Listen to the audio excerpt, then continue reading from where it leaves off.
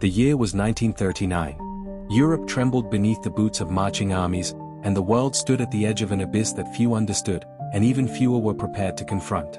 Adolf Hitler, the dictator who had risen from the ruins of a broken Germany, was reshaping the continent with fire and fear. But behind the tanks, behind the speeches, behind the brutal machinery of war, there was something darker growing inside him, a deep, festering hatred for a nation thousands of miles across the ocean. A nation he called decadent, mongrel, polluted, and dangerous. The United States of America. Many people know why Hitler hated Jews, Russians, communists, and the democracies of Europe. But the story of why he despised Americans, why he feared them, mocked them, and ultimately declared war on them, is a hidden chapter in the history of the Second World War. It begins with an idea, a poison he carried long before the war began. Hitler believed the world was carved into races. Some, like Germans and Northern Europeans, he saw as superior. Others, Jews, Slavs, Africans, he labeled inferior. America, to him, was a contradiction he could not tolerate. It was a place built by immigrants, a melting pot of cultures, races, and religions. A place where anyone could rise, anyone could build a life, anyone could dream. To Hitler, that was weakness. He believed only a society of one race, one blood, one ideology could survive. America, with its diversity, its democracy, its freedoms, was everything he rejected. Long before the first German tank rolled into Poland, Hitler wrote pages attacking American culture. He called the United States a mongrel nation, a land ruined by what he saw as racial mixing. He claimed America was controlled by Jews who ran Hollywood, newspapers, banks, and Wall Street. He saw African American culture, especially jazz, as degenerate music infecting the world.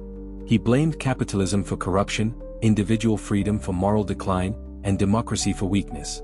In his mind, America was not just a rival, it was an enemy of his worldview.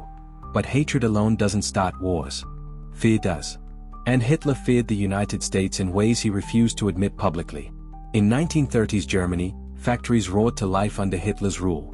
Tanks were built, planes tested, and soldiers trained for the future war he knew was coming. But across the ocean, even in the Great Depression, America's industrial power dwarfed his.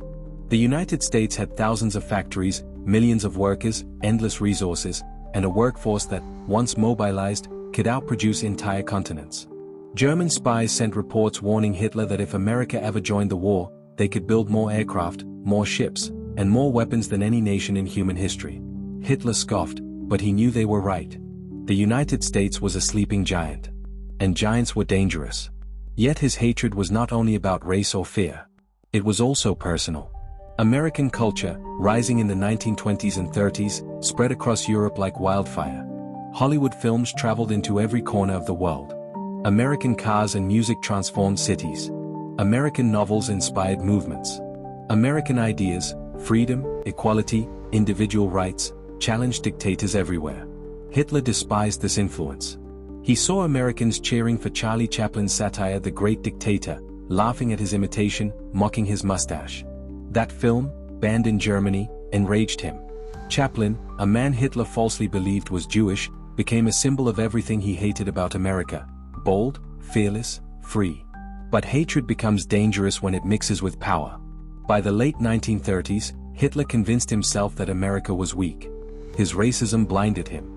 He believed a nation of immigrants could never fight with unity.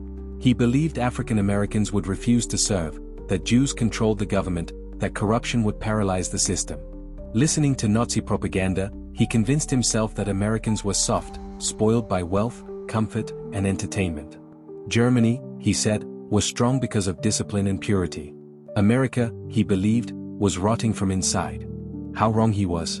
In 1939, as war erupted across Europe, America watched from afar. President Franklin Roosevelt wanted to help, but the nation was deeply divided.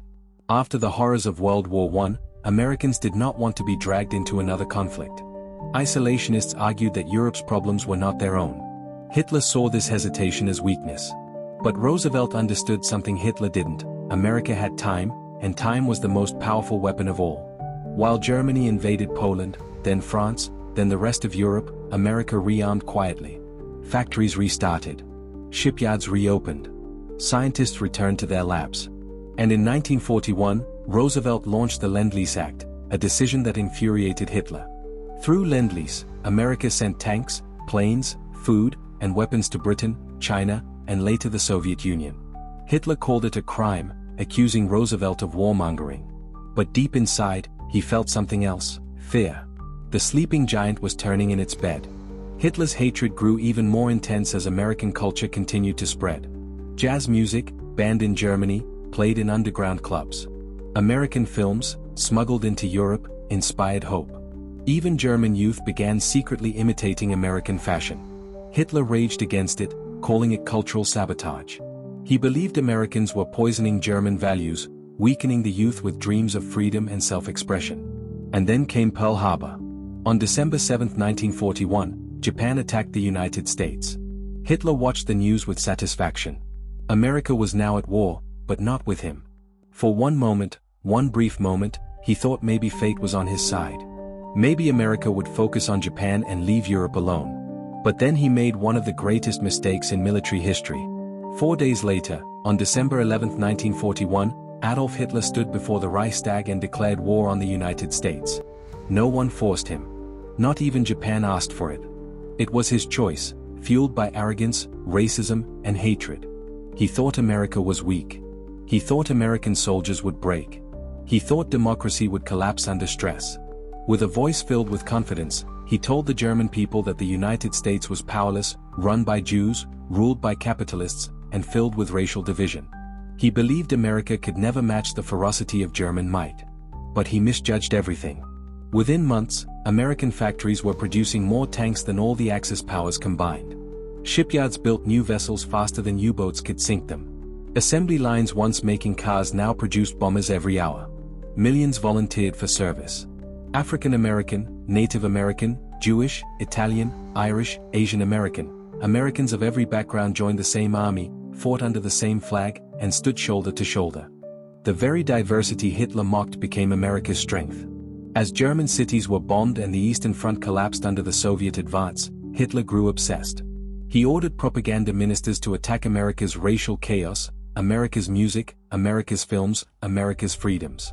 He screamed at his generals that Americans were cowards, that their soldiers were inferior.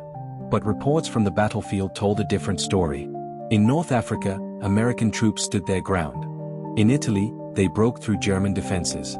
On D-Day, American soldiers stormed the beaches of Normandy under machine gun fire, proving Hitler's theories grotesquely wrong. His hatred of Americans had blinded him. And now, it destroyed him. As the war dragged into 1944 and 1945, Hitler's speeches became paranoid.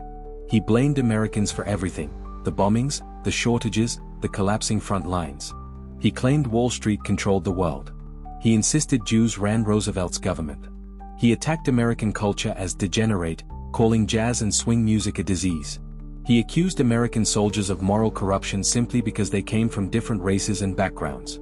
He could not understand how a nation built by immigrants, powered by freedom, unified by diversity, could become the most powerful force on earth. By the spring of 1945, American armies were advancing from the west while the Soviets closed in from the east. Hitler retreated to his underground bunker. The man who had once dreamed of conquering the world now sat alone, raving about American influence corrupting his empire. He claimed American soldiers were racially inferior. He insisted America would collapse after the war. He clung to fantasy while reality shattered around him. And on April 30, 1945, Adolf Hitler took his own life. Outside the bunker, American and Soviet forces surrounded Berlin. The Reich was finished. Hitler's hatred, built on arrogance and delusion, had led Germany to destruction. But the story doesn't end there. Because the question remains, why did Adolf Hitler hate Americans so much? The answer lies in the clash of two visions of humanity. Hitler believed in a world ruled by one race, one culture, one ideology. A world controlled by force, fear, and uniformity. America, with all its flaws, believed in something else: the idea that people from every background could create a nation together. That diversity could be strength. That freedom could outshine tyranny. Hitler saw this as a threat. He feared what America represented. A nation where Jews could succeed. A nation where immigrants could rise. A nation where African Americans shaped culture. A nation where people could speak freely, vote freely, live freely.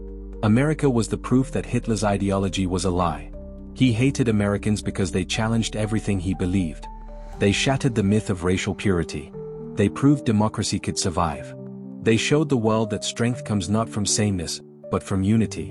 And in the end, the nation he despised most was the nation that helped bring him down. That is the untold story of why Adolf Hitler hated the United States, a story not only of hatred, but of fear, pride, and the ultimate victory of human freedom over tyranny.